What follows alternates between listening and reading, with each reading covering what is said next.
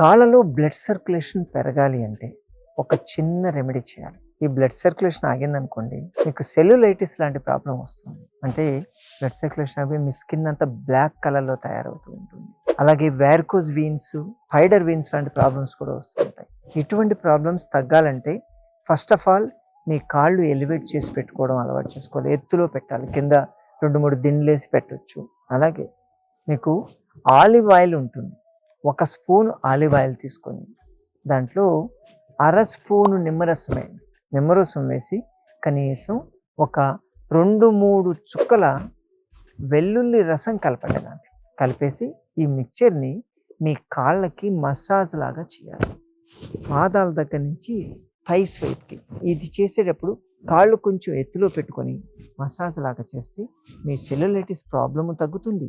అలాగే varicose veins కూడా తగ్గుతాయి. వాడే ముందు ఖచ్చితంగా స్కిన్ మీద కొంచెం అప్లై చేసి టెస్ట్ చేసుకోండి, ఎటువంటి అలర్జీ రాకూడదు. చేస్తారు కదా.